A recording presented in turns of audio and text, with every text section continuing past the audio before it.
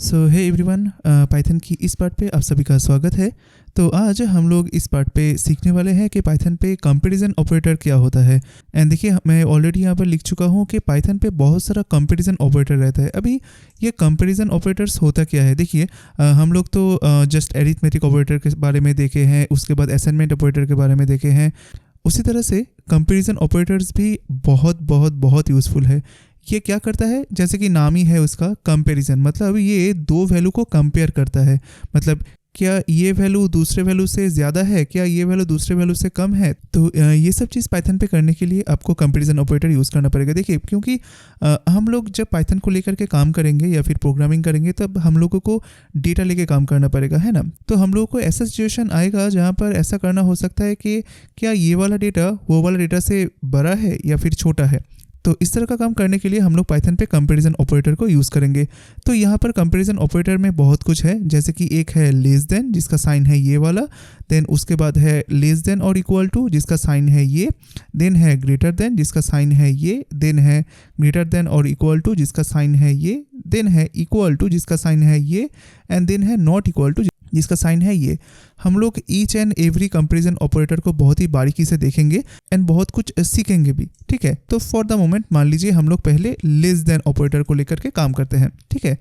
तो ये किस तरह से काम करता है, जैसे कि मान लीजिए मेरे पास दो डेटा है, जैसे कि एक हो गया 20 एंड दूसरा हो गया 10, ठीक है। तो ये मेरे पास एक डेटा है एंड दूसरा ये मेरे पास एक डेटा है, ठीक है। तो मान के चलिए, मैं अगर ये दोनों डेटा के बीच में कंपैरिजन करना चाहता हूँ कि क्या ये पहला डेटा ये दूसरे डेटा से छोटा है, तो मैं अगर ये वाला चीज़, देखिए आपका क्वेश्चन पे ही छुपा हुआ रहेगा कि आप क्या करना चाहते हो। आप अभी पाइथन पे ये चीज़ करना चाहते हो, आप एक डेटा के साथ दूसरा डेटा को कंपेयर करना चाहते हो। एंड वो किस तरह से करना चाहते हो, आप चेक करना चाहते हो कि क्या ये जो 20 है, ये क्या मतलब क्या ये पहला वाला जो डेटा है ये दूसरा वाला डेटा से छोटा है। तो ये आप कैसे करोगे। आपको अगर पहले बोला जाता था कि ये दोनों का जो सम है वो निकल के दो, तो आप क्या करते, आप 20 + 10 इस तरह से करते हैं ना। बट अभी आपको बोला जा रहा है कि आपके पास दो डेटा है, बट मुझको सम नहीं चाहिए, मुझको ये चाहिए कि क्या ये वाला डेटा से छोटा है या फिर बड़ा है। तो आप छोटा वाला चेक करना चाहते हो कि क्या पहला वाला डेटा दूसरे वाला डेटा से छोटा है। तो इसीलिए आप यहाँ पर लेस देन साइन यूज़ करोगे। तो ये क्या करेगा, ये लेस देन को बोला जाता है कंपैरिजन ऑपरेटर। ये चेक करता है क्या ये जो फर्स्ट डेटा है वो क्या सेकेंड डेटा से छोटा है।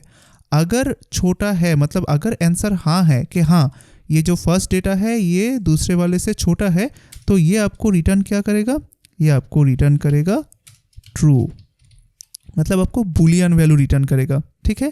बट अगर ये नहीं होता है, मान लीजिए ये पहला वाला डेटा दूसरे वाले डेटा से छोटा नहीं होता है, तो ये आपको रिटर्न करेगा फॉल्स, ठीक है। बहुत ही ईजी है, जैसे कि ऑलरेडी यहाँ पर फॉल्स होगा।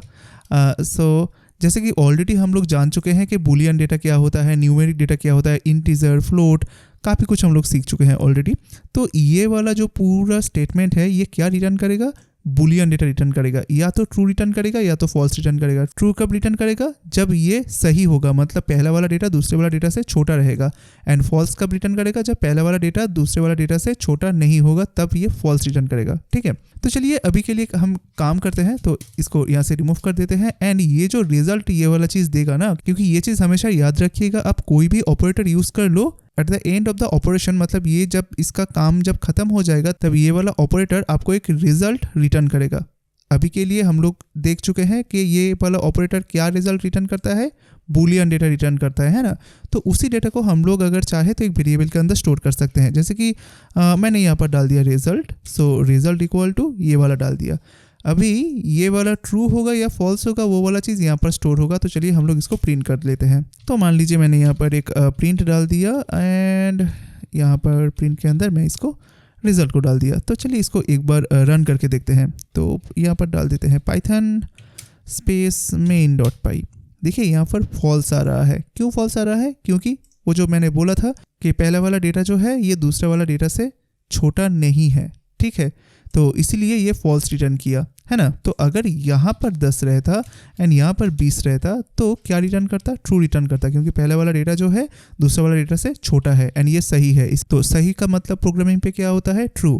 तो इसीलिए इस रिजल्ट पे ट्रू रिटर्न करेगा एंड रिजल्ट के अंदर ट्रू स्टोर होगा। तो मैं एक बार क्लियर कर दिया, इसको एक बार रन करके देखा, देखिए ट्रू रिटर्न हो रहा है ना। एंड इसी को चलते हुए मतलब इसी को लेकर के हम लोग बाद में जो कंडीशंस वगैरह है वो बारीकी से देखेंगे कि इस कंपैरिजन ऑपरेटर, उसके बाद हम लोग लॉजिकल ऑपरेटर को देखेंगे। तो ये सब कुछ को मिला के हम लोग किस तरह से कंडीशन लिख सकते हैं वो हम लोग बाद में देखेंगे। तो यही एक चीज़ है जो कि बहुत इंपॉर्टेंट सा चीज़ है। तो देखिए हम लोग बाद में किस तरह से इसको लेके काम करेंगे। मान लीजिए आपके पास एक प्राइस बोल के एक वेरिएबल है कि price is equal to, and इसके अंदर मान लीजिए इसका 10,000 रुपीज़ प्राइस है, ठीक है। तो आप यहाँ पर चेक करना चाहते हो कि क्या ये प्राइस का वैल्यू जो है ये क्या 5,000 से कम है। इस तरह से आप कंडीशन लिखोगे बाद में, ठीक है। तो आपने यहाँ पर क्या किया, आपने यहाँ पर एक चेक किया कि क्या ये प्राइस का वैल्यू 5,000 से कम है। अगर कम है तो यहाँ पर रिजल्ट पे ट्रू स्टोर होगा, एंड अगर ज़्यादा है तो यहाँ पर फॉल्स स्टोर होगा, ठीक है। तो यहाँ पर मैं इसको गया क्लियर किया, इसको दोबारा रन किया, देखिए फॉल्स, क्योंकि देखिए यहाँ पर हम लोगों का प्राइस है 10,000 एंड हम लोगों ने यहाँ पर क्या दिया कि क्या 10,000 5,000 से कम है। आंसर होगा नहीं के मतलब फॉल्स, एंड वही फॉल्स वाला चीज़ आपका यहाँ पर स्टोर होगा, है ना। तो इसी तरह से कंपैरिजन ऑपरेटर काम करता है। तो ऐसा नहीं कि हम लोग सिर्फ इंटीजर के ऊपर ही ये वाला कंपैरिजन ऑपरेटर अप्लाई कर सकते हैं। हम लोग चाहे तो दोनों स्ट्रिंग के बीच में भी ये लेस देन ऑपरेटर को यूज़ कर सकते हैं, बट तब जो ये कैलकुलेशन जब वो करेगा ना, तो तब थोड़ा दूसरा तरीके से वो करेगा जिसको बोला जाता है लेक्सिकोग्राफिकल कंपैरिजन। ये एक एल्गोरिदम होता है एक्चुअली। तो जैसे कि मान लीजिए मैं यहाँ पर एक चीज़ डाल दिया, जैसे कि str1 इज इक्वल टू यहाँ पर डाल दिया, मान लीजिए यहाँ पर एक स्ट्रिंग है कि हेलो, ठीक है। एंड यहाँ पर मैं और एक दूसरा स्ट्रिंग ले लेता हूँ, जैसे कि str2 इज इक्वल टू मान लीजिए यहाँ पर बाय डाल दिया, ठीक है। तो इसके लिए क्या होगा, मैं यहाँ पर गया, अभी मैं यहाँ पर इस तरह से किया कि str1 एंड यहाँ पर डाल दिया str2। देखिए यहाँ पर क्या रिजल्ट आएगा, ट्रू आएगा कि फॉल्स आएगा। ये किस तरह से कैलकुलेट होगा, क्योंकि देखिए जब हम लोग यहाँ पर नंबर यूज़ कर रहे थे तब तो ये इजी था, क्योंकि ये नंबर इस नंबर से कम है या फिर ज़्यादा है वो तो हम लोग देख ही सकते थे। बट जब यहाँ पर स्ट्रिंग आप देते हो ना, तब इसका कैलकुलेशन थोड़ा दूसरा तरीके से होता है। जैसे कि फर्स्ट वाला स्ट्रिंग क्या है, हेलो, दूसरा वाला स्ट्रिंग क्या है, बाय। तो वो एक एक करके कैरेक्टर को वो यहाँ से कंपैरिजन करेगा या फिर कंपेयर करेगा। पहले ये एज को करेगा, मान लीजिए मैं यहाँ पर एज को छोटा दिया, ठीक है। सो पहले क्या करेगा, ये एज के साथ मतलब एक एक करके कैरेक्टर को वो कंपेयर करेगा। पहले करेगा क्या एज बी से छोटा है, अभी आप ही बोलिए क्या एज बी से छोटा है या फिर बड़ा है। अगर आप अल्फ़ाबेटिकली सोचो तो एक्चुअली एज जो है वो बी से बड़ा है, ठीक है। तो यहाँ पर वो क्या रिटर्न करेगा, ये फॉल्स रिटर्न करेगा, है ना। क्योंकि ये पहला जब कैरेक्टर को यहाँ पर देखेगा कि एज एंड एज के साथ बी को वो कंपेयर करेगा, तो यहाँ पर एक्चुअली क्या होगा, वो कंपेयर करेगा क्या एज बी से छोटा है, तो आंसर क्या आएगा, फॉल्स। तो वही फॉल्स देखिएगा यहाँ पर स्टोर हो जाएगा। मैंने इसको सेव किया, क्लियर किया, दोबारा रन किया, देखिए फॉल्स आ रहा है, ठीक है। तो अभी थोड़ा सा इसको रिवर्स कर देते हैं। मान लीजिए यहाँ पर है बी, ठीक है, एंड यहाँ पर है एज, ठीक है। तो यहाँ पर क्या होगा, ज़रूर ट्रू होगा, क्योंकि अभी देखिए स्ट्रिंग, दो स्ट्रिंग को जब वो कंपेयर करेगा तो पहला वाला कैरेक्टर में क्या है बी एंड दूसरा वाला में एज, तो वो कंपेयर करेगा क्या बी एज से छोटा है, आंसर आएगा हाँ। तो यहाँ पर आपको वो ट्रू दिखा देगा, है ना। बहुत ही ईजी है। तो देखिए अभी इंटरेस्टिंग सा चीज़ ये है कि अगर यहाँ पर दोनों चीज़ अगर सेम हो जाए, ठीक है, जैसे कि यहाँ पर एज है पहला वाला कैरेक्टर, यहाँ पर भी एज है, तो क्या होगा, तो जब भी पाइथन को यहाँ पर इक्वल कैरेक्टर मिल जाएगा ना, वो तब नेक्स्ट कैरेक्टर पे चला जाएगा, तब वो ई के साथ वाई को कंपेयर करेगा, ठीक है। क्योंकि पहला वाला तो इक्वल है, तब वो इस दोनों को कंपेयर करेगा, क्या ई वाई से छोटा है, आंसर आएगा यस, एंड देन रिजल्ट के अंदर ट्रू स्टोर होगा, ठीक है। तो देखिए मैंने इसको सेव किया, यहाँ पर गया एंड दोबारा रन किया, देखिए ट्रू आया, ठीक है।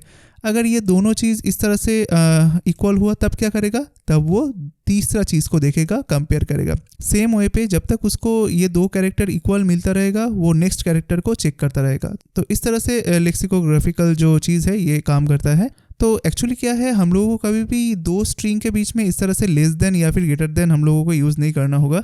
हम लोग दो स्ट्रिंग के बीच में हमेशा इक्वालिटी ऑपरेटर को लेकर के चेक करेंगे, जो कि हम लोग बाद में देखेंगे। बट फिर भी हम लोग जान लिए कि किस तरह से दो स्ट्रिंग के बीच में इस तरह से अगर हम लोग लेस देन देते हैं तो किस तरह से वो काम करता है, वो चीज़ हम लोग समझ गए। तो यही होता है लेस देन कंपैरिजन ऑपरेटर। तो हम लोग बाद में इसको लेकर और भी एक्सप्लोर करेंगे जब हम लोग इफ कंडीशन को लेकर काम करेंगे।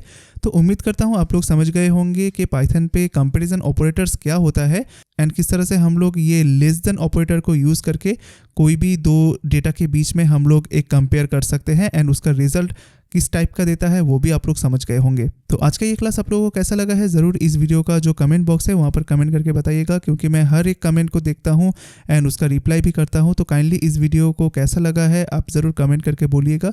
एंड अगर आपको ये वाला वीडियो अच्छा लगा है तो काइंडली इस वीडियो को एक लाइक कर दीजिएगा, साथ ही साथ इस वीडियो को सभी के पास शेयर भी कर दीजिएगा। एंड अगर आप इस चैनल पर नए हो तो काइंडली इस चैनल को सब्सक्राइब कर दीजिएगा एंड बेल नोटिफिकेशन आइकन ज़रूर ऑन करके रखिएगा, ताकि जब कभी भी मैं इस चैनल पे नया वीडियो अपलोड करूं या फिर नया कुछ अपलोड करूं उसका अपडेट सबसे पहले आपको मिले। तो आज के लिए इतना ही, मिलते हैं नेक्स्ट ट्यूटोरियल पे, तब तक के लिए बाय बाय।